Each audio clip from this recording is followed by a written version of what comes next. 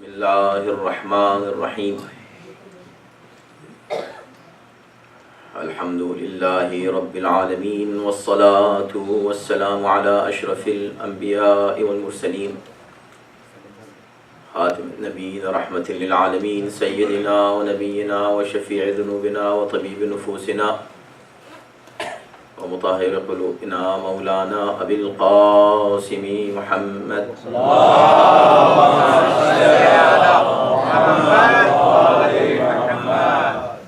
وآله الطيبين الطاهرين المعصومين المظلومين واللعنة الدائمة على أعدائهم أجمعين من الآن إلى يوم الدين. أما بعد فقد قال الله سبحانه تبارك وتعالى في كتابه الكريم: بسم الله الرحمن الرحيم الصابرين والصادقين والقانتين والمنفقين والمستغفرين بالأسحار والصلوات. اللهم صل على محمد وآل محمد.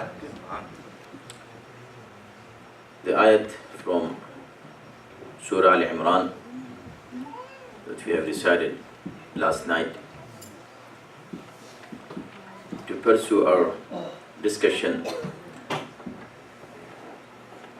Just for those who were not present last night, that we started first to introduce Surah Al-Imran. This surah is the second surah, of course, after Al-Hamd. So it is second surah as Surah Al-Hamd if you count it as the preface. So it's the second, otherwise it is third. And Surah Al-Baqarah and Surah Al-Imran are called twin surahs. And one of the names of the surah is al-Zehra also. And it is one of the surahs that was revealed in Medina. It's called Madani Surah. There are two types of surahs. Some surahs revealed in Mecca and they are called Makki, and those that revealed in Medina or after Hijrah, even if they revealed in Mecca, they called Madani. So this is Madani Surah, and it is dealing with so many different topics. Mainly the theme of this surah is oneness of Allah subhanahu wa ta'ala, addressing two main groups of that time: Ahl Kitab, the people of book, and Muslims. And it starts with Alif Lam Mim, and in 9 verses in this surah, Allah subhanahu wa ta'ala emphasized on the fact that if you want to recognize Allah subhanahu wa ta'ala, it is not possible unless you recognize Him through His messengers and His books that He revealed. And the books also, you cannot understand those books unless you refer to Quran. So Quran is going to tell you the true knowledge, and will let you know that which knowledge is really correct and it is divine, and which one is man-made. Then Quran also needs someone to explain it. So Quran is speaking about Rasikhuna fil ilm. This is what we discussed last night. After these 9 ayat, 21 ayat there are emphasizing on love of Allah subhanahu wa ta'ala, and not to love this dunya. said yesterday, if you remember, having wealth, being, rich, is not bad. It is okay. Even you can be the best in the whole world, in any field you are, and you should be. I always say you should be best in all fields. And it's so simple. Why should we be best? This community should be the best community. The doctors of this community should be the best doctors. Engineers should be the best engineers. Professionals, best professional scientists, best scientists. Anything, any field, the best, best, best, best. Why? Because our leaders are the best leaders in the world. So why should the followers be second or third and fourth? When our leaders are first, the community also should be the first in all fields. So, in this surah, Allah subhanahu wa ta'ala is just reminding us that whatever He has given us, those bounties that we cannot count. Can you count the bounties? If you try to count the bounties, you will not be able to do so. Because there are countless bounties Allah subhanahu wa ta'ala has bestowed upon us. But those bounties, we should recognize them as bounties of Allah subhanahu wa ta'ala. As long as you recognize whatever you have, that it belongs to Allah subhanahu wa ta'ala, it is not hubb dunya, it is not love of world. It is not worldliness. Worldliness is not good. What does this mean? What does this mean? Being materialistic. Always just thinking about just this world, forgetting the life hereafter. That life is real life. This is the original life. But if you ignore that life and you just be engaged in this life and you don't care about the life hereafter, then you will be considered as someone who is a lover of this dunya. We call it dunya parast, dunya dar. But as long as you see that no, whatever Allah subhanahu wa ta'ala is giving me is from Him, and you thank Him for every single bounty you receive, be thankful to Him, then no, you are not the person who loves dunya. But how can you say that? That really, if I want to check myself whether I am really a lover of dunya or I'm not, is there any criterion for that? Is there any gauge for that, so I can gauge it, I can check my iman? So to love in one heart is not possible. You cannot love Allah and plus you love dunya. You can have dunya, but don't love dunya. As soon as you start loving dunya, that's it. You cannot have two loves in one heart. You have one heart, right? In this one heart, you should have just one love, and that love is love of Allah subhanahu wa ta'ala. And once you start loving Allah subhanahu wa ta'ala, then everything in this world will start loving you. But if you leave the love of Allah subhanahu wa ta'ala and start loving everything, nothing will love you. And any love you see around, no, people love me. They love you for something, not sincerely. If you need sincere love from people, you start loving Allah subhanahu wa ta'ala and see that how dunya will come to you. And so, this is what in these 21 ayat Allah subhanahu wa ta'ala said. Now how can I check myself? In ayat number 31. It says, قُلْ إِن كُنْتُمْ تُحِبُّونَ اللَّهِ. So I don't love dunya, I love Allah. I'm a mu'min, I'm a believer. I prefer akhirat always. When you prefer akhirat, how do you know that? How you can say? Because I love Allah, because I pray. So Allah said, listen, there is only one criterion for that. قُلْ إِن كُنْتُمْ تُحِبُّونَ اللَّهِ فَاتَّبِعُونَ. If you love Allah subhanahu wa ta'ala, you have to follow Rasulullah. If you don't follow Rasul, the Prophet of Allah, you don't love Allah. إِن كُنْتُمْ تُحِبُّونَ اللَّهِ فَاتَّبِعُونِ. Then you have to love Rasulullah. I have decided in a house here, a Majlis, most of you maybe have heard that Majlis. I'm not going to go in those details because I have to speak on more ayat. But see the point. If you love Allah, yuhbibkumullah. Many loves are just one-way love, one-sided.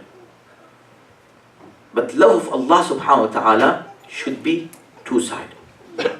If you love Allah, Allah also should love you. Then the love will complete. It is not enough that you one-sided, you just keep claiming that I love Allah subhanahu wa ta'ala and Allah doesn't love you. So if you want to know whether Allah loves you or not, check yourself whether you follow Rasulullah or not. If you're following Rasulullah, Allah loves you. But nobody in the whole world had the certificate that Allah loves him. Nobody can claim that, yes, I love Allah and Allah told me that I love you. This is a general criterion that, yes, if you follow Rasulullah, Allah will love you. I'm following Rasulullah, but I don't know whether my following is accepted or not. So I don't have a certificate that Allah loves me, or loves him, or loves her. There is only one person in the history we see for him Rasulullah said, لا أطين الراية غدا رجلا كرارا غير فران يحب الله ورسوله. He will be the person who Allah and Rasul, who loves Allah and Rasul. ويحبه الله ورسوله. And Allah and Rasul loves him. Not he just loves Allah and Rasul loves him. Who was that person? The whole night, all the Sahaba had a good vigil. You know? Shabbedari.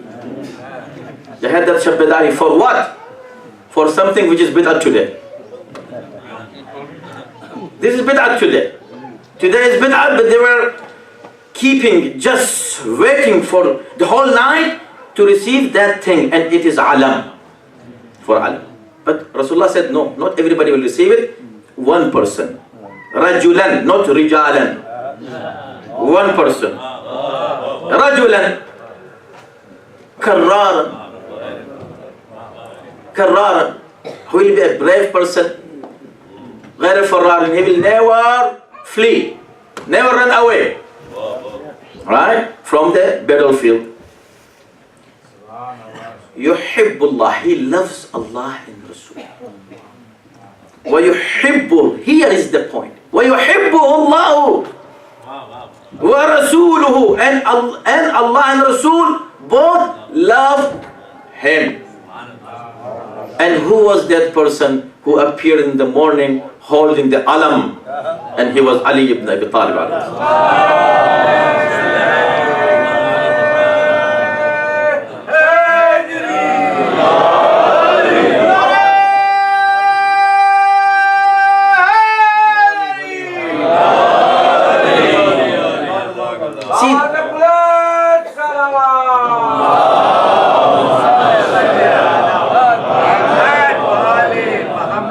When you read Quran, believe me. Okay, sometimes you read Quran just for blessing, for barakat. Good. Of course you will receive blessing, for sure. Sometimes you go to the translation and read it for understanding. It is even better. Sometimes you go to tafsir to learn more in depth about that particular ayat or ayat. Even better. But Quran wants you to what? Reflect. Reflect on ayat. What does reflection mean? Believe me, Quran is so interesting. If you keep reading Quran and reflecting on Quranic wisdom, you will never get bored in your life. And If sometime you are in stress or you are bored of something, just open Quran, keep reading Quran, and you will enjoy your life. Enjoy your time. You will feel satisfaction inside. You feel peace inside, because peace can come only through two means. There are two means by which you can achieve peace. Two dhikr. One Quran and the other dhikr Ahlul Bayt. When you're sitting here.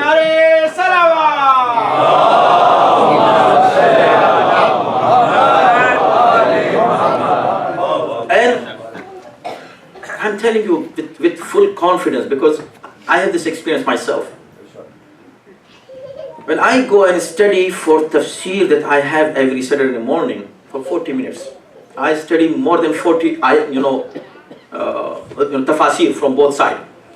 All sides, I can say. So sometimes a question arises in my mind, and I try to find the answer, that why. Always ask why. Asking why is good. Right? When you ask why and try to get the answer, sometimes it takes time, but you will find answer, and so beautiful answer. So I had a question here. I want to share it with you. Go and read in Quran after this. If you don't have it here, I'm going to read it for you, but read it afterwards. So when Allah said that if you love Allah, you have to follow Rasulullah, yuhbibkumullah, Allah will love you. Then the next ayat says, قُلْ, Allah says قُلْ. In both ayats says قُلْ. Ayat number 31, ayat number 32, start with قُلْ, tell them. Allah is ordering Rasulullah, tell them. And the second one says tell them again, same thing. أَطِيعُ اللَّهُ وَالرَّسُولُ. So in first one, you have to follow Rasulullah. In the second one, you have to obey Allah and Rasul. Obedience and following has little difference. I don't want to enter in that, because we have very little time left. So, أَطِيعُ اللَّهُ وَالرَّسُولُ. Obey Allah and Rasul. فَإِن تَوَلَّوْا.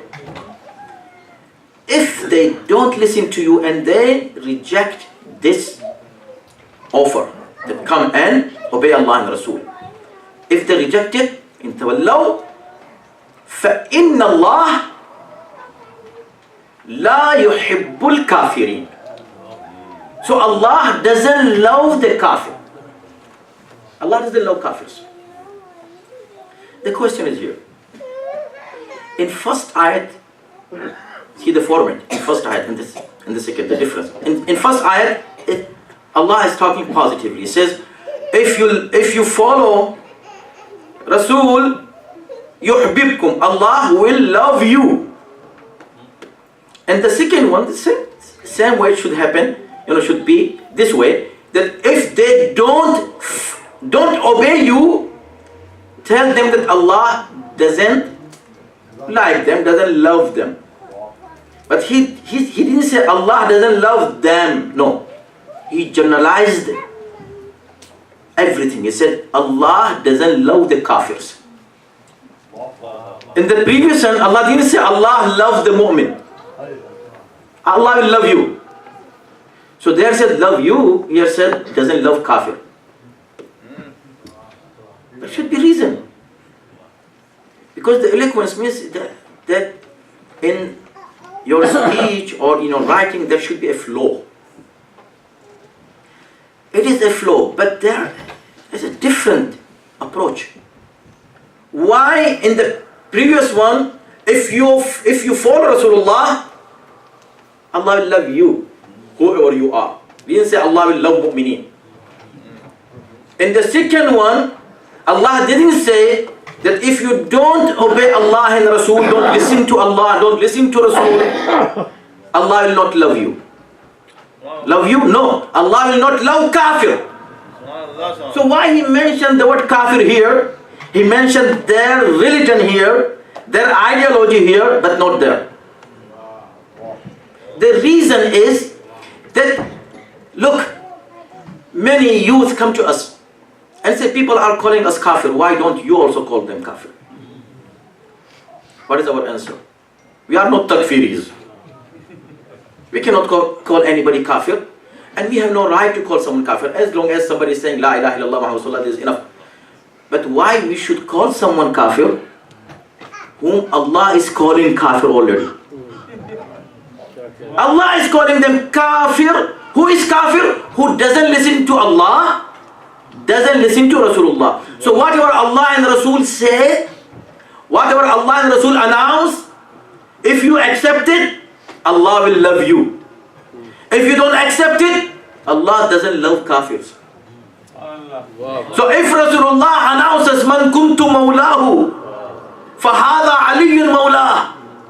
So whoever accepts this, Allah will love him. Whoever will reject this, who is he? I'm not saying that.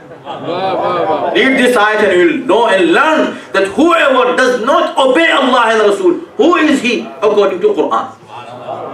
So Allah wanted to emphasize on this point that you don't need to call somebody kafir. I am telling you who is mu'min, who is kafir. And Rasulullah explained that, Ya Ali, la yuhibbuka illa mu'min, wa la yubghiduka illa kafirun aw munafiq. Oh Ali, no one will love you except the one who is a mu'min, and no one will hate you except the one who is either munafiq or he is a kafir. This is what Rasulullah said. Then, to explain that, in next ayat, Inna Allah astafa Adam wa Nuhan. Allah subhanahu wa ta'ala has selected Adam and Nuh and Ibrahim and Imran. It has so much to speak about that, but we will go ahead. ذُرِّيَّةً بَعْضُهَا مِنْ بَعْضٍ. Ayat number 34, ذُرِّيَّةً. It is in the progeny of each other, in the children of each other. In one family, Allah is going to have His selections in one single family. ذُرِّيَّةً بَعْضُهَا مِنْ بَعْضٍ. Those people will say, why the Imam should be in one family? Why all those 12 Imam belong to only one single family? Because, not from us, because from Allah subhanahu wa ta'ala. Allah subhanahu wa ta'ala selected the family, and He selected the people from this family. Each Imam has been selected, and they should be from one family. This is sunnat ilahi. This is what Allah subhanahu wa ta'ala has done before, and this is what the criteria Allah subhanahu wa ta'ala has set for those who are divine leaders, that they should be from selected family, and selection should be from Allah, not from us. Immediately after this, ayat number 35, Allah subhanahu wa ta'ala speaks about the mother of Maryam. إِذْ قَالَتِ امْرَأَةُ عِمْرَانَ رَبِّ إِنِّي نَذَرْتُ مَا فِي بَطْنِي. It's a beautiful story. Go and read it. These are just headlines for you. And these ayat continues from 35 to 41, speaking about that miraculous story of birth of Maryam herself. It was miraculous. And then the birth of Yahya, and how Zakaria, the father of Yahya, he asked Allah subhanahu wa ta'ala,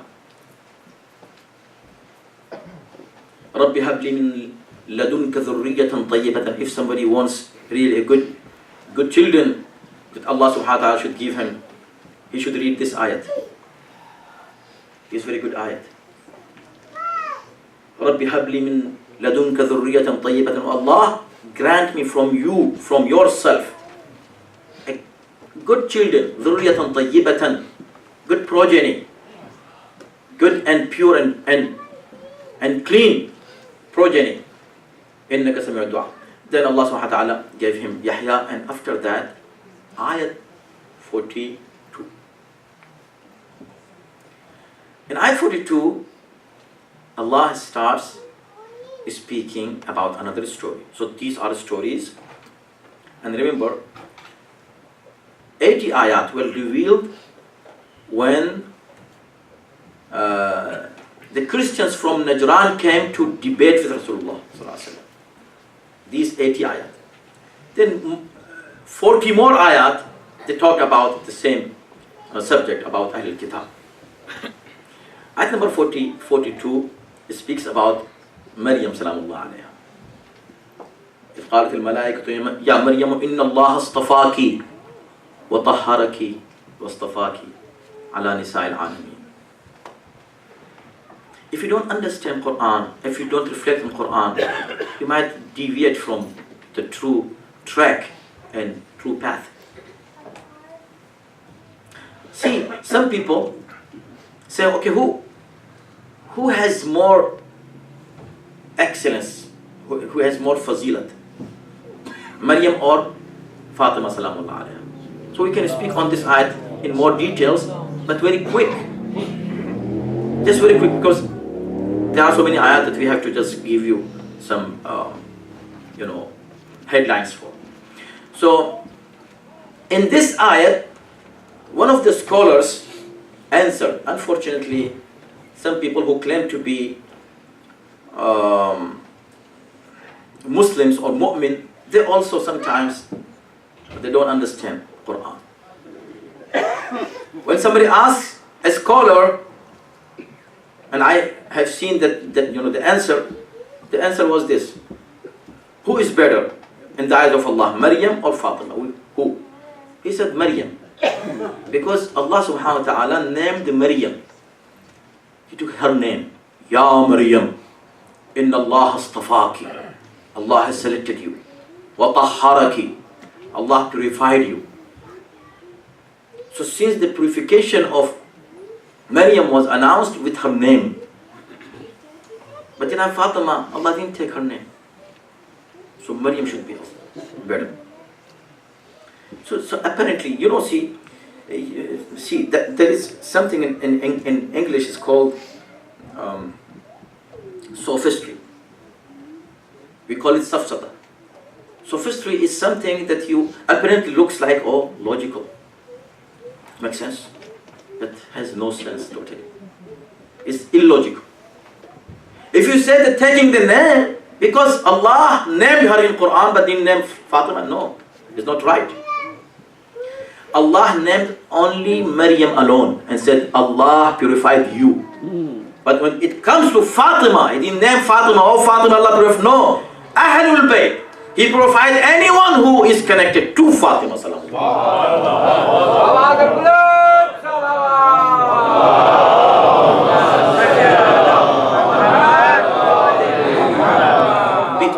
Before I move to Urdu, can you move forward before I switch to Urdu, please? Come on. There is a space here. We'll get more thawab if you give other people some space.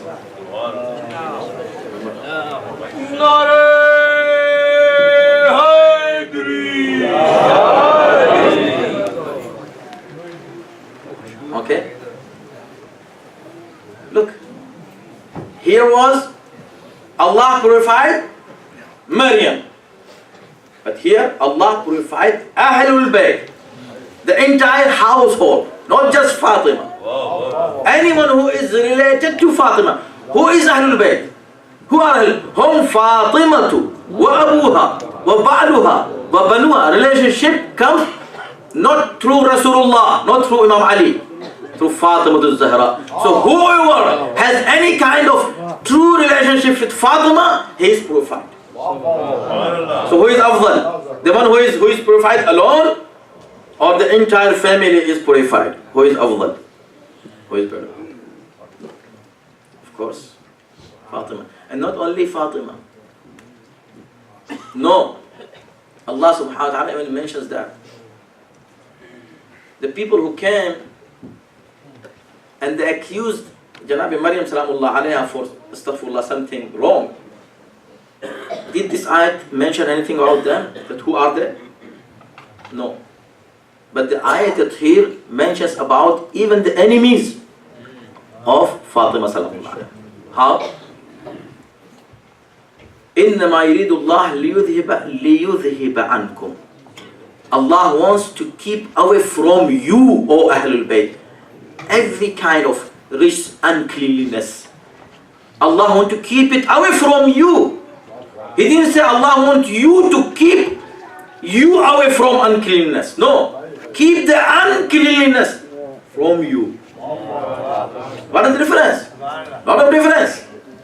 If he had said that I am going to keep you away from uncleanness, it means sometime it was a potential that they might go there. No, they will never go to uncleanness, but some unclean people might come or try to come to them. Allah will not let anyone who is unclean to come to Fatima.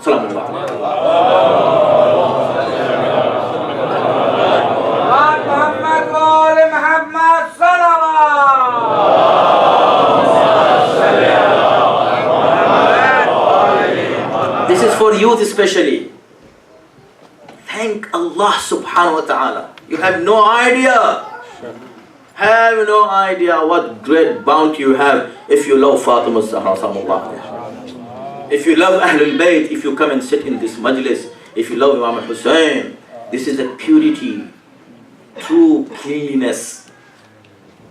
And it comes through love of Ahlul Bayt alayhi salatu wasalam. Without love of Ahlul Bayt, you can never attain such great purity, which is called by Allah purity. Not we call it purity. Taharat from Allah subhanahu wa ta'ala. لِيُذْهِبَ عَنْكُمْ الرِّجْسَ. Allah subhanahu wa ta'ala keeps every unclean person away from Ahlul Bayt. Any unclean person who is spiritually unclean, apparently he might be very handsome, very clean, having good clothes. No, but inside, spiritually, mentally, if someone is unclean, he cannot love Ahlul Bayt alayhi wasallam. And anyone who is really clean spiritually, he cannot keep away from Ahlul Bayt alayhi wasallam. Because Ahlul Bayt are purity, they are taharat. Anyone who is tahir will come to Ahlul Bayt. Anyone who is najis, Allah will keep him away from Ahlul Bayt. لِيُذْهِبَ عَنْكُمُ الرِّجْسَ. And these are not my words. Rijs in Quran, Allah subhanahu wa ta'ala even called munafiqeen rijs. فَأَعْرِضْ عَنْهُمْ إِنَّهُمْ rijs. In Surah Tawbah. أَعْرِضْ عَنْهُمْ. These munafiqeen, they are rijs. And Allah said, I will keep away every rijs from Ahlul Bayt. So munafiqeen will remain away from Ahlul Bayt. So you should thank Allah subhanahu wa ta'ala. Thank your parents who gave you this love of Ahlul Bayt. Try to increase this love of Ahlul Bayt.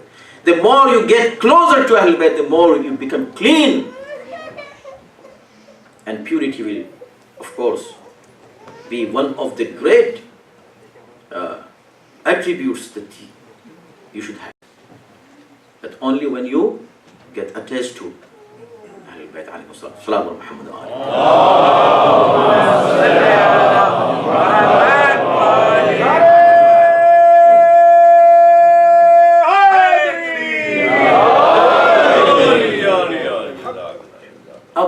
आप देखें कि जो आयत मैंने पढ़ी, आयत number 17 है इस सूरे की, लेकिन ओरिजिनली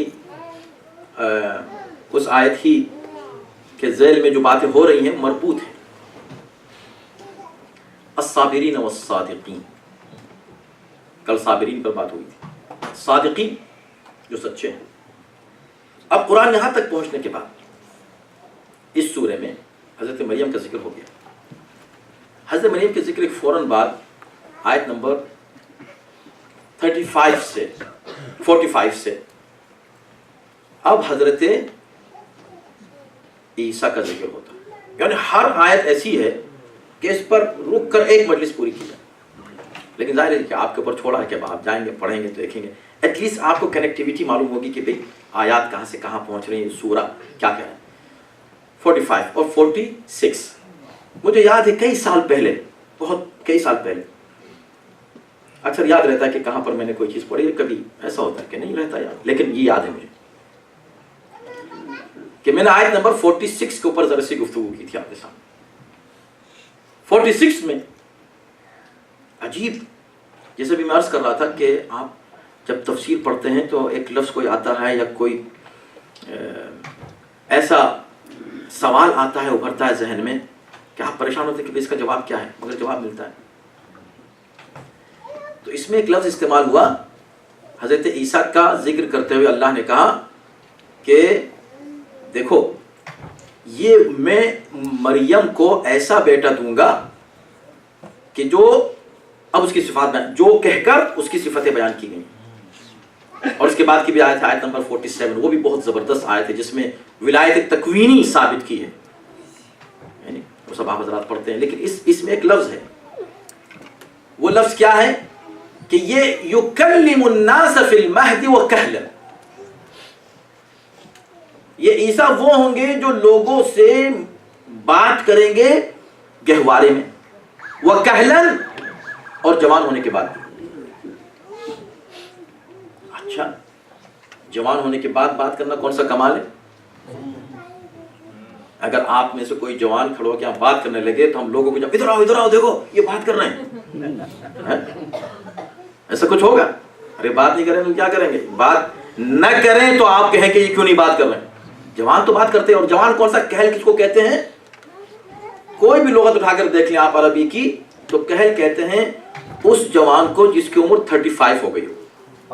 آپ قرآن کا معجزہ دیکھیں. میں یہ دیکھنا چاہتا ہوں کہ یہ لوگ جو قرآن پڑھتے ہیں نا، رٹ لیتے ہیں قرآن پڑھتے نہیں، سمجھتے نہیں قرآن. ارے سمجھو قرآن، اگر قرآن کو واقعی پڑھ لو تو تم اہل بیت سے کبھی ہٹ ہی نہیں سکتے. اس لیے کہ اہل بیت تمہیں قرآن کی طرف لاتے ہیں، قرآن تم کو اہل بیت کی طرف لے جاتا ہے. ان دونوں میں وہ کنیکٹیویٹی ہے. تو دیکھیں کہلن، کہل کا مطلب کیا ہے؟ وہ جوان جس کی عمر 35 سال ہو اس کو کہل کہتے ہیں. اس سے پہلے شباب ہے، اس سے پہلے طفل ہے یا صبی ہے، اس کے بعد جو ہے شیخ ہے. تو ہر ایک ایج گروپ کے لیے ایک نام ہے عربک میں. یہ جو کہل ہے یہ نام ہے 35 ایئر کے نوجوان کے لیے، جوان کے لیے، اس کو کہتے ہیں کہل. اب یہ کہا کہ وہ گہوارے میں بات، تو ٹھیک ہے سمجھ میں آیا، گہوارے میں بات کریں گے. ایک بچہ پیدا ہوتی بات نہیں کرتا، اٹ از میریکل. لیکن بڑے ہو کے بات کریں گے، یہ کون سا میریکل ہے؟ بڑے ہو کے بات کرنا وہ کیا کیا جوابات دیے مفسرین نے تاکہ آپ پڑھ لیں تو آپ کو خود سمجھ میں آئے گا. میرے پاس وقت نہیں ہے اس وقت کہ میں اس ڈیٹیل میں جاؤں. لیکن ایک چیز کہ جب غور کیا تو اس کے سوا کچھ نہیں، کیونکہ واو عطف ہے. مہدی و کہلن، یعنی مہد میں بھی بات کرے گا گہوارے میں، اور جوان ہو کر بھی. یہ واو اینڈ کے معنی میں، اور کے معنی میں عربی میں، یعنی یہ بھی کرے گا اور یہ کرے گا، دونوں ایک ساتھ ہے. اس کا مطلب یہ ہے کہ جو معجزہ اس وقت اس نے دکھایا اسی طرح کا معجزہ جوان ہو کر دکھائے گا. فرق نہیں ہوگا معجزے کے انداز میں اور طریقے میں. اس وقت کیا معجزہ تھا؟ اس وقت معجزہ یہ تھا کہ کسی نے ماں کی عصمت پر الزام لگایا تھا تو اس کا جواب دینا تھا. تو ماں کی عصمت کی گواہی کے لیے بولا گہوارے میں. جب جوان ہوگا تب بھی کسی کی عصمت کی گواہی کے لیے آئے گا.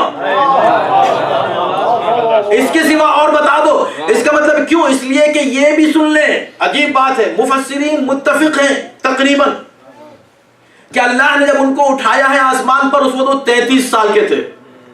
تو ابھی کہل تو تھے ہی نہیں. اب بولیں گے کب؟ اب بتائیے مفسرین کہ بھئی یہ کہل میں کب بولیں گے؟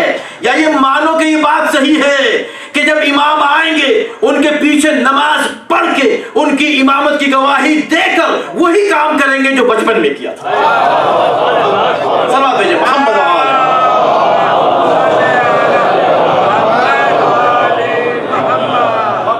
یہ میں باتیں اس لیے پڑھ دیتا ہوں، نہیں تو میں یہاں سے بھی گزر جاتا. کہ میرے نوجوان ان کو بہت ستاتے ہیں کالجز میں لوگ، یہ کہا ہے تم قرآن میں لاؤ. قرآن میں اب میں نے آپ کو دیا نا آیت نمبر جو ہے وہ 46. جاؤ پوچھو اپنے دوستوں سے بھئی یہ کہل کیا ہے یہاں؟ What does this mean? Why Allah used the word کہل؟ اور وہ کب وہ ہوگا؟ وہ کیا معجزہ ہوگا؟ وہ کس دن ہوگا؟ 33 سال میں اٹھا لیا، 35 سال میں بول رہے ہیں، یہ کون سا معجزہ ہے؟ کا معجزہ یہ ہے. اچھا اس میں پھر معجزہ کیوں ہوگا یہ بھی سن لیں. بھئی بچہ بول رہا ہے نا تو معجزہ ہے. اس وقت وہ جب حمایت کے لیے بول رہے ہیں تو وہ بولنا ان کا معجزہ کیوں ہے؟ اس لیے کہ کہل ہے. اس لیے کہ کہل ہے، عمر معجزہ ہے. یہاں اعجاز عمر ہے، وہاں بھی اتنی کم عمر میں کوئی نہیں بولتا. یہاں بھی جو 33 سال میں اٹھ گیا ہو اور 2000 3000 خدا جانے کتنے ہزار سال کے بعد وہ آنے کے بعد اب گواہی دے رہا ہے تو وہ 2000 سال کا نہیں لگتا، وہ کہل ہے. تو یہ 2000 سال 2 سال میں کیسے بدل گئے؟ یہی معجزہ ہے. اس اعجاز کے ساتھ بولیں گے، جوان ہو کر بولیں گے ارے جوانی تو دونوں طرف ہوگی، معجزہ دونوں ہی تو دکھا رہے ہوں گے. سنا دیجیے محمد والے.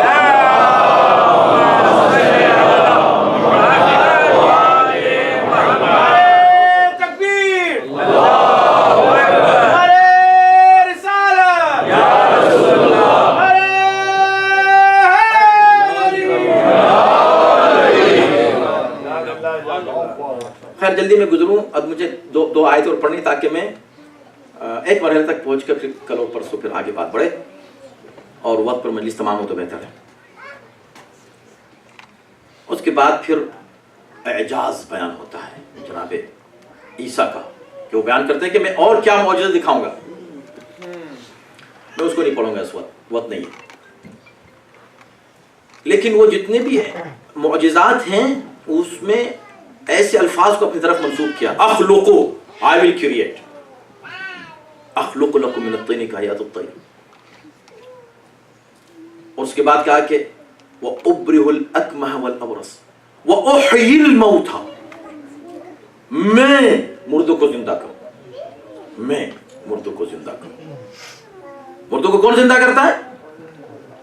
یحیی و یمیت. صرف وہ ہے یحیی و یمیت، مگر کہ احیی، میں زندہ کروں گا. یہ جناب عیسیٰ کہہ رہے ہیں. یہ کیسے زندہ کریں گے؟ تو فوراً کہہ دیا بِإِذْنِ اللہ، اللہ کے حکم سے.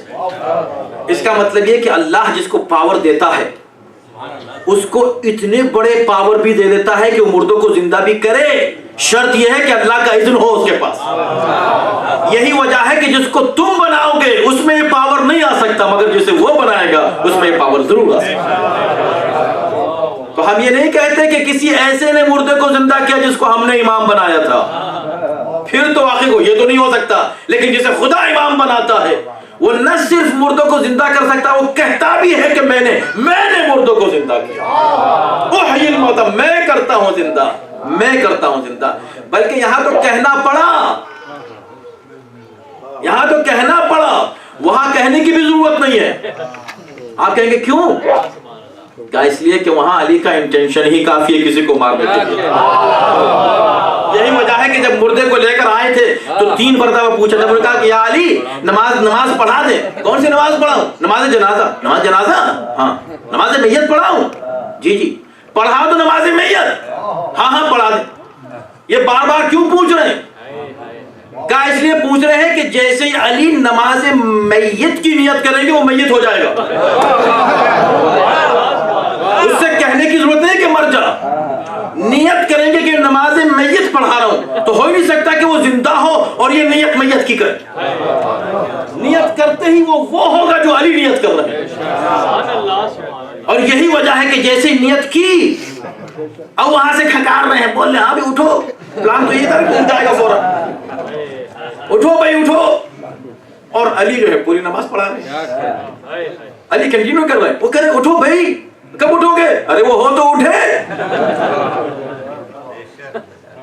گیا وہ، اس لیے کہ علی نے نیت کر لی. کہا نہیں کہ مر جا، اللہ سے دعا بھی نہیں کہ یا اللہ اس کو موت دے دے، ضرورت ہی نہیں ہے.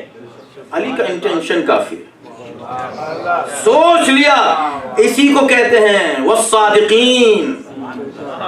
آج ہم جو پڑھ رہے ہیں کیا؟ والصابرین والصادقین. وہ جو سچے ہیں، 2 طرح کے سچے ہوتے ہیں. ایک سچا وہ ہے کہ جو ہوتا ہے وہ کہتا ہے، اور ایک وہ ہے جو کہتا ہے وہ ہوتا. سنا دیجیے محمد.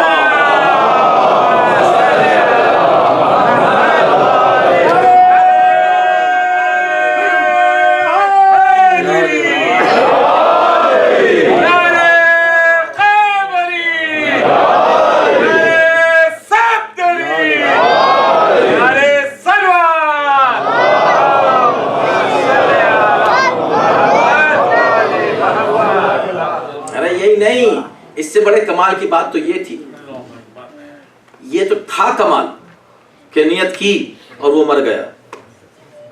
اس لیے کہ جب خدا سچا کہہ دے وہ صرف زبان کا نہیں، نیت کا بھی سچا ہوتا ہے. اس کی نیت بھی غلط نہیں ہو سکتی کہ نیت کچھ کر رہا ہو کچھ اور رہا ہے، نہیں، نیت سے اسٹارٹ ہوتی ہے ہر چیز. اس سے بھی بڑے کمال کی بات یہ تھی کہ وہی توجہ کیجئے، اس کو کہتے ہیں علی، خدا کی قسم اسے کہتے ہیں علی.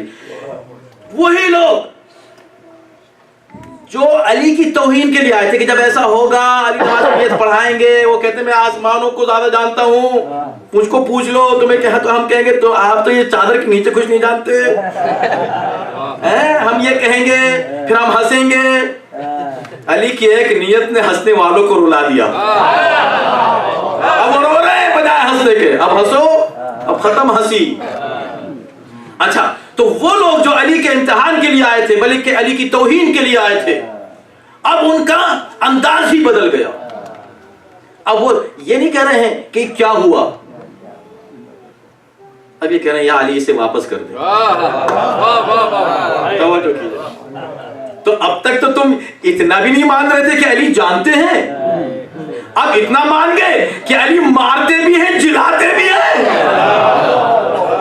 مسجد میں جا کے بیٹھو نا، اللہ سے کہو یا اللہ یہ چیز زندہ، اس کو زندہ کر دے، یا اللہ غلطی ہو گئی معاف کر دے، یہ زندہ ہو جائے. اللہ سے نہیں کہہ رہے زندہ کر دے، علی سے کہہ رہے زندہ کر دے. ایک سبق ایسا سیکھا کہ ہر بات سمجھ میں آ گئی. سبا میں محمد و آل محمد.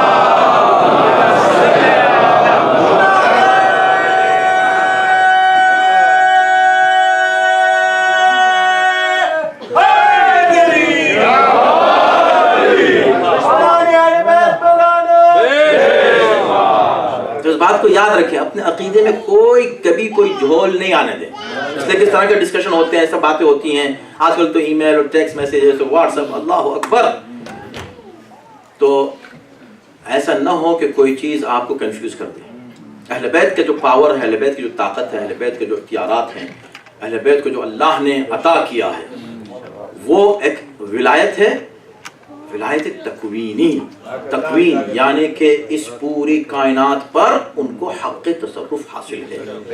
وہ صرف ہمارے مولا نہیں ہیں، اس پوری کائنات کے مولا ہیں. ہم میں اور کائنات میں فرق یہ ہے کہ انسان مخالفت کر سکتا ہے علی کے حکم کی، کائنات کا کوئی ذرہ علی کے حکم کی مخالفت نہیں کر سکتا، چاہے وہ سورج ہو یا چاند، وہ زمین ہو یا آسمان. ایک اشارے پر اطاعت کرتے ہیں علی کے، اس لیے کہ علی سب کے مولا ہیں، علی سب کے آقا ہیں، اور جو علی کا حکم ہو وہ سب. کیوں؟ اس لیے کہ علی اس ذات گرامی کا نام ہے کہ جو کچھ ان کو ملا ہے خدا سے ملا ہے، خدا سے ملا ہے. یہ مت کنفیوز ہوا کریں کہ ارے تو ہم کیا علی کو ایسا مان لیں، تو لوگ کہتے ہیں کہ یہ تو شرک ہو گیا، یہ تو آپ نے حد سے بڑھا دیا. حد سے بڑھا دیا، لگتا ہے کہ خود حد سے نکل گئے، اپنی حد بھول گئے. علی کو حد سے کوئی نہیں بڑھا سکتا، اس لیے کہ علی کی حد اگر معلوم ہو تو پھر بتاؤ وہ حد تو دکھاؤ کدھر ہے کہ جہاں سے نہ بڑھنا چاہیے. اللہ محترم، یہ بات نہیں ہے، بس جلدی میں تمام کی گفتگو. حب علی، معرفت علی آپ کو دین پر قائم رکھے گی، بچوں کو قائم رکھے گی. اگر اس کو لوز کر دیا نا، سب کچھ لوز کر دیں، کوئی چیز باقی نہیں رہے گی. اس لیے میں کہتا ہوں کہ یہ جنریشن ہے نا، آپ کو کتنا کرنا چاہیے اپنی اولاد کے لیے، بہت کرنا چاہیے. ہر دیکھیں بات کیا ہو رہی تھی اس سورے میں، حب دنیا. علی سے محبت اور دنیا سے محبت ایک ساتھ جمع نہیں ہو سکتی، لیکن علی کی محبت اور اللہ کی محبت ایک جگہ ہی ہوگی. کیونکہ اگر علی کی محبت الگ ہوتی، خدا کی الگ ہوتی، تو یہ دونوں ایک جگہ نہیں آ سکتی تھی. حب علی ہی حب خدا ہے، حب خدا ہی حب علی. اس لیے کہ جو کچھ، اس کو بس ذہن میں رکھیے، اس کو ذہن میں یقیناً رکھیے کہ علی کے جتنی بھی فضیلتیں ہیں وہ عطائی ہیں، اللہ کی جتنی عظمتیں ہیں وہ ذاتی ہیں. کتنا بڑا فرق ہو گیا. یعنی جو کچھ بھی علی کے پاس ہے وہ اللہ کا دیا ہوا ہے، اللہ کے پاس جو کچھ ہو کسی کا دیا ہوا نہیں ہے. تو علی کی جتنی بھی عظمتیں آپ سوچ لیں, ان کے جتنے پاورز آپ اس کے تصور کر لیں, ابھی بھی آپ سمجھ نہیں سکے. جتنے بھی سوچ لیں کچھ نہیں سوچ سکتے علی کے پاورز کتنے ہیں, کیونکہ اللہ نے دیے ہیں. آپ اللہ کے پاور کو سمجھ سکتے ہیں کتنا ہے؟ نہیں سمجھ سکتے. تو اس نے کتنا پاور دیا ہے وہ سمجھ سکتے ہیں؟ نہیں سمجھ سکتے. تو اس لیے اس آیت میں اللہ نے اس بات کو واضح کیا کہ عیسیٰ جس کو ہم نے اتنے پاورز دیے, اسے یہ بھی ہم نے اختیار دیا کہ وہ لوگوں سے کہ انی اخلق لکم, میں تمہارے لیے کریٹ کروں گا, خلق کروں گا. وہ یہ کہہ سکتا ہے کہ میں انبئکم بما تاکلون وما تدخرون فی بیوتکم, تم گھر میں کیا کھاتے ہو کیا چھپاتے ہو سب میں بتا دوں گا تمہیں. وہ میں بتاؤں آئے وہ کہہ سکتا ہے. کیوں؟ بِإِذْنِ اللَّهِ, اس لیے کہ اللہ نے ان کو پرمیشن دی. تو جس کو خدا پرمیشن دے دے اسے حق ہے کہ ایسے الفاظ استعمال کرے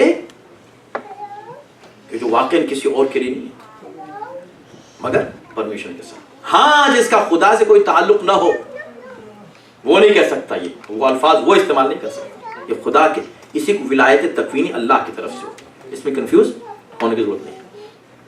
محبت اللہ کی, اہل بیت کی, اور اہل بیت میں ظاہر ہے کہ ان کے سید و سردار رسول کائنات ہیں, وہ بھی اہل بیت ہی میں شامل ہیں. تو ان کی محبت, اللہ اور رسول اہل بیت کی محبت, یہ اپنے بچوں کے دلوں میں ڈالیں, ان کی صحیح تربیت کریں. بس تمام کرنے سے پہلے ایک بات میں پوچھنا چاہتا ہوں آپ سب سے, جو بھی اس ملک میں آیا, اس سرزمین پر جس نے قدم رکھا, وہ خود آیا نا. جب وہ آیا تو اپنے ساتھ اپنے بچوں کو لایا. جب وہ یہاں آیا تو اللہ نے اس کو اولاد یہاں عطا کی. تو یہ جو بچے یہاں پیدا ہوئے یا جو بچے یہاں پر منتقل ہوئے, وہ خود نہیں ہوئے, اس کا ذمہ دار کون ہے؟ آپ ہیں. یہ ڈیسیژن کس نے لیا تھا؟ آپ نے لیا تھا. تو کیا آپ جب پلان کر رہے تھے کہ مکان کہاں خریدوں اور جاب کہاں ہو اور ان بچوں کی تعلیم کس جگہ ہو اور ان کو میں کیا بناؤں, یہ سب چیزیں جو آپ پلان کر رہے تھے, تو کبھی یہ بھی پلان کیا کہ میرے دل میں جو اہل بیت کی محبت ہے, جو مجھے میرے پیرنٹس سے ملی, والدین نے مجھ کو عطا کی ہے, بچپن سے لے کر مجلسوں میں گئے ہیں, وہ میں کتنا پرسنٹ اس میں سے اپنے بچوں کو منتقل کر رہا ہوں؟ یہ ایک سوال ہے, اس کو کر لیجیے گا, آپ خود کیلکولیٹ کر لیجیے گا کتنا پرسنٹ. اب سنیے, اب ہم جو بات کر رہے تھے کہ دنیا کی محبت, اللہ کی محبت, دنیا کی محبت, اہل بیت کی محبت, اب اس کا معیار کیسے ہو؟ بالکل آرام سے ہم اس کو گیج کر سکتے ہیں, بہت اطمینان سے ہم اس کسوٹی کے اوپر اس کو پرکھ سکتے ہیں. وہ کیسے؟ ہر پیرنٹس کی, اور میں کئی جگہ یہ پیغام دے کر آیا ہوں, ہر پیرنٹس کی خواہش ہوتی ہے, ہر ایک کی خواہش ہوتی ہے میرے بچے مجھ سے آگے بڑھ جائیں. اور یہ بھی صرف اللہ کی طرف سے ایک عجیب نظام ہے, یعنی بھائی میں بھی وہ بات نہیں ہوتی. اگر آپ کسی بھائی سے کہتے ہیں آپ کا بھائی آپ سے بہتر ہے, تو ضروری نہیں کہ ہر بھائی اس بات کو برداشت کر لے. کچھ بھائی اس پہ بھی خوش ہو جاتے ہیں, لیکن بہت سے بھائی نہیں, مجھ سے کیسے بہتر کہہ دیا آپ نے. لیکن اگر اسی سے کہہ دیں تمہارا بیٹا تو تم سے بھی زیادہ اسمارٹ ہے, اب خوش ہو رہے ہیں. اگر حالانکہ اس کو پلٹ دیں کہ تم مجھ سے زیادہ بیوقوف ہو تو نہیں مانیں گے. بات تو وہی ہوئی نا کہ تم سے زیادہ بیوقوف, لیکن کہتے ہیں کہ وہ تم سے زیادہ اسمارٹ ہے. جیسے اس بادشاہ سے کہا تھا جس نے خواب دیکھا تھا کہ وہ اکیلا رہ گیا ہے, تو جس نے کہا کہ بھئی ایسا ہے کہ تمہارے سارے رشتہ دار تم سے پہلے مر جائیں گے. رشتہ دار سب مر جائیں گے, مارو اس کو. کیسی بات کر رہا ہے, میں اکیلا رہ جاؤں گا؟ رشتہ دار, اس کو قتل کر دیا. کسی اور کو بلایا, ہاں بھائی میں نے خواب دیکھا. اس نے کہا بھائی ایسا ہے کہ اللہ نے آپ کو سب سے لمبی عمر دی ہے رشتہ داروں میں, آپ سب سے زیادہ جیئیں گے. اچھا اس کو انعام دے کے واپس کرو. بات تو وہی تھی. تو جس طرح آدمی اس بات کو کس طرح کہتا ہے, تو اگر کوئی یہ کہے کہ آپ کا بیٹا آپ سے زیادہ اسمارٹ ہے, خوش ہو جائے گا نا. کیوں خوش ہوگا؟ اس لیے کہ وہ جانتا ہے کہ اس نے پوری زندگی جو محنت کی ہے, جو بھی اٹھنا بیٹھنا آنا جانا محنت, صبح گئے شام آئے, آرام نہیں سکون نہیں, سارا مقصد ہے کہ اولاد کو کچھ مل جائے, اولاد کو کچھ بنا دیں, سب کچھ سارا اسٹرگل اولاد کے لیے. اٹس ویری گڈ, اچھا ہے, بہت اچھی بات ہے, کرنا چاہیے. مگر ان اولاد کے لیے کیا اسٹرگل کیا؟ مجھ سے زیادہ تعلیم ہو جائے، مجھ سے زیادہ ان کے پاس پیسہ ہو، مجھ سے اچھا ان کے پاس گھر ہو، مجھ سے اچھا ان کے پاس گاڑی ہو، مجھ سے اچھا ان کا اسٹیٹس ہو دنیا میں، مجھ سے اچھا ان کے پاس جاب ہو، ہر چیز مجھ سے اچھی، مجھ سے اچھی، مجھ سے اچھی. لیکن کبھی سوچا کہ ان کا ایمان مجھ سے اچھا ہونا چاہیے، ان کا عقیدہ مجھ سے زیادہ مضبوط ہونا چاہیے. تو دنیا جب دی تو اپنے سے زیادہ دی، آخرت کی تو کتنی دی وہ پوچھنا چاہتا ہوں میں. اگر ابھی جواب نہیں ہے تو گھر جا کے اس پہ اکیلے میں تنہائی میں سوچئے گا سارے پیرنٹس کہ میں جو صبح و شام اپنی زندگی دیے ہوئے ہوں، جان دیے ہوئے ہوں کہ میرے بچوں کو یہ مل جائے، یہ مل جائے، یہ مل جائے، یہ مل جائے. اور بچے بھی سوچیں کہ میرے پیرنٹس جو محنت کر رہے ہیں، جو کچھ بھی قربانیاں دے رہے ہیں کہ یہ ملے، یہ ملے، اس میں سے کتنے پرسنٹ آپ نے ان کو دنیا دی، کتنے پرسنٹ آپ نے ان کو دین دیا. یہ آپ کی ذمہ داری، اس کا جواب ہم سب کو دینا ہے قیامت کے. لہذا گول کیا ہو کہ اگر میں ماتمی ہوں میرا بچہ مجھ سے بہتر ماتمی ہو، اگر میں نمازی ہوں تو میرا بچہ مجھ سے بہتر نماز پڑھے، اگر میں دیندار ہوں میرے بچے کا دین مجھ سے بہتر، اگر میرا عقیدہ صحیح ہے تو اس کا عقیدہ مجھ سے بہتر. لگے رہیں اس میں، جو بھی اس کے لیے آپ کو کرنا پڑے، گھر میں کریں، کلیکٹیولی کریں، قوم کے ساتھ مل کے کریں، اداروں کو ترقی دے کر کریں. اس لیے کہ ادارے جو ہیں یہ بھی آغوش مادر کی طرح ہیں. وہ انڈیویجول آغوش ہے، یہ کلیکٹیو آغوش ہے. ان کا بھی ویسے ہی خیال رکھیں جیسے ماں کا خیال رکھتے ہیں. اسی طرح ان کی، اس کے لیے میں ہمیشہ دعا کرتا ہوں انشاءاللہ آستانہ پروردگار انشاءاللہ اس نے جو خدمات پرووائڈ کی ہیں قوم کو اور جوانوں کو اور بچوں کو، ماشاءاللہ بچے میرے سامنے جوان ہوئے اور اب ان کے بچے ہیں انشاءاللہ. آپ دیکھیں تو یہ جنریشن جوان ہوئی اس بہترین اچھے ماحول میں. تو یہ کس نے دیا، کس نے پرووائڈ کیا؟ ادارے نے. تو اس کے لیے دعا کریں گے انشاءاللہ جلد سے جلد اس کا ایکسپینشن ہو اور وہ جو پلان ہے جلد سے جلد انشاءاللہ وہ کمپلیٹ ہو، اور اس میں حصہ لیں مل جل کے، کیونکہ یہ ہماری ذمہ داری، ہمیں کرنا ہے. we have to do it. اس میں کسی بھی کوئی احسان نہیں ہے، کوئی مطلب ہی نہیں کسی سے. ہمیں اپنے لیے کرنا ہی، جب ہم اس ملک میں آ گئے تو ہمیں کرنا ہے. چلو یہ نہیں کرو کوئی اور کرو، تو کرنا تو ہے. لیکن جو ادارے آپ کے قائم ہیں، موجود ہیں، خدمات انجام دے رہے ہیں، ان کو مضبوط کریں تاکہ ہم جو کچھ ہم کو ملا ہے وہ ہم اپنے بچوں کو بھی منتقل کر سکیں. ایمان. اور دیکھیں واقعا میں سوچتا ہوں کہ جب دوسری قومیں دنیا اور دین کی باتیں کرتی ہیں تو ان کے پاس کیا مثالیں ہوتی ہیں. خود آپ جا کے سن لیجئے، موجود ہے، انٹرنیٹ تو بھرا ہوا ہے ایسی تقریروں سے، ان کے ایگزامپلز بھی دیکھ لیجئے. مگر جب ہم دین اور دنیا کی بات کرتے ہیں تو ہمارے پاس جو ایگزامپلز ہیں اس سے بڑے ایگزامپل دنیا میں کہاں ملے. ذرا سی مشکل اور مصیبت میں ہمارا کیا حال ہوتا ہے؟ شکایتیں. میں ہمیشہ پڑھتا ہوں اس کو، یہ مجھ کو، بس میں آپ کو بتا رہا ہوں تاریخ بشریت کا سب سے بڑا جملہ اگر کوئی مجھ سے پوچھے کیا ہے ہیومن ہسٹری میں، تو وہ ایک جملہ ہے. کس کا؟ جناب زینب کا. ابن زیاد جب یہ پوچھتا ہے، اب سوچیں پہلے تو بات یہ کہ ابن زیاد کے دربار میں اسیر ہو کر آنا، قیدی بن کر آنا، اور اسی کوفے میں جس میں بابا دنیاوی اعتبار سے بھی حاکم وقت رہ چکے ہیں، اس میں ابن زیاد کے سامنے قیدی بن کر آنا، ہاتھ سے بندھے ہوئے، سید سجاد کے ہاتھوں میں ہتھکڑیاں اور بیڑیاں، نجس دربار، اس میں پاکیزہ بیوی کے پاکیزہ قدم، انتہائی نجس ایک شخص تخت پر بیٹھا ہوا اور وہ طنز کر رہا ہے، زینب تم نے دیکھا کہ اللہ نے تمہارے بھائی کے ساتھ کیا کیا. کوئی اور عورت ہو تو جو اتنی مصیبتوں سے گزر کے آئی ہے، اس کے سوائے رونے کے اور کوئی جواب نہیں ہوتا. یہ کہتی ہے ظالم تو نے میرے بچوں کو مارا، تو نے میرے بھتیجوں کو قتل کیا، تو نے میرے بھائی کو ذبح کیا، تو نے ہمارا مال و اسباب لوٹا، تو نے ہمیں اسیر کیا۔ اب یہ طنز کرتا ہے، یہ اللہ نے نہیں کیا، تو نے کیا ہے، اس طرح کی باتیں کرتی۔ میں نے کہا اللہ نے کیا کیا؟ اس کا جواب جو شہزادی نے دیا، ما رأیت الا جمیلا، میں نے کچھ نہیں دیکھا سوائے خوبصورتی کے، جو کچھ تھا حسین تھا، جمیل تھا، خوبصورت تھا، اللہ کی طرف سے عطا تھی، میں نے تو وہی دیکھا۔ اللہ کی طرف سے تو اچھا ہی میں نے دیکھا، اللہ کی طرف سے میں نے کوئی برائی نہیں دیکھی۔ کون کہہ رہی ہے؟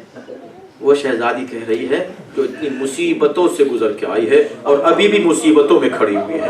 اس کے زبان سے جب یہ جملے نکلتے ہیں تو آپ دیکھیں کہ ایمان کتنا بلند ہونا چاہیے، کتنی بلندی پر جانا چاہیے۔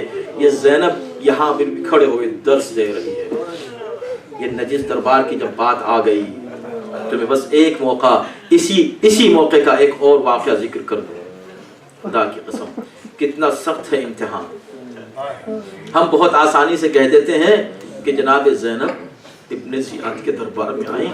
ذرا تصور کر لیں جناب زینب کا کہ کون ہے زینب، ثانی-ے-زہرا ہے، اور تصور کریں اس نجس اور رش اس دربار کا، اور پھر تصور کریں قیدی ہونے کا۔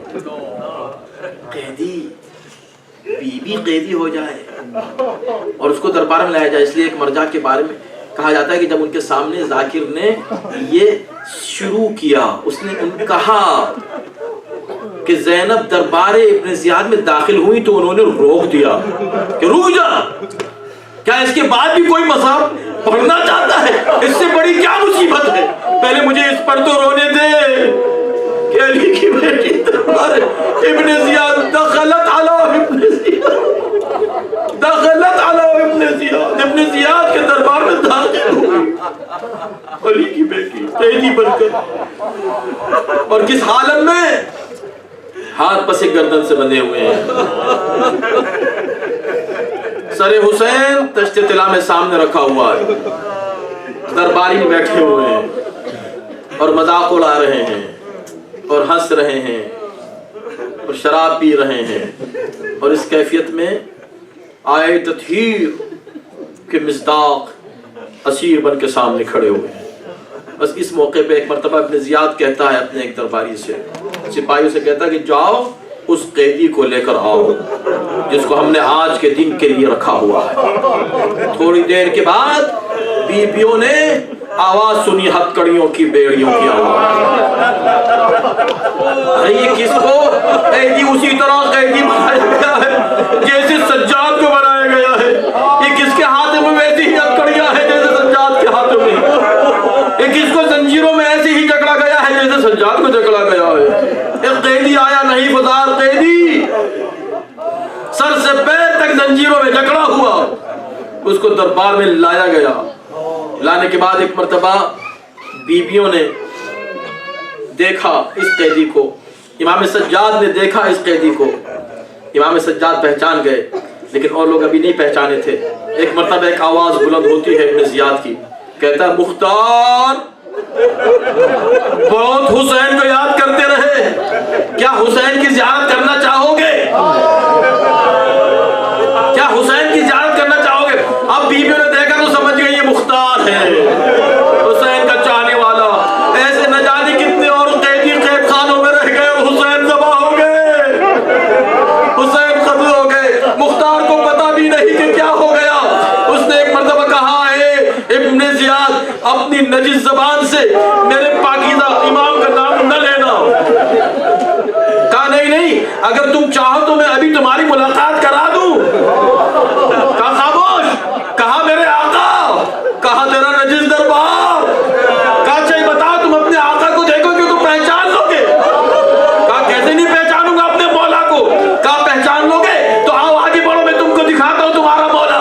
یہ کہہ کے ایک مرتبہ رومال کو ہٹایا، اب جو خاک و خون میں غلطہ سر کو دیکھا، دشت میں رکھا ہوا،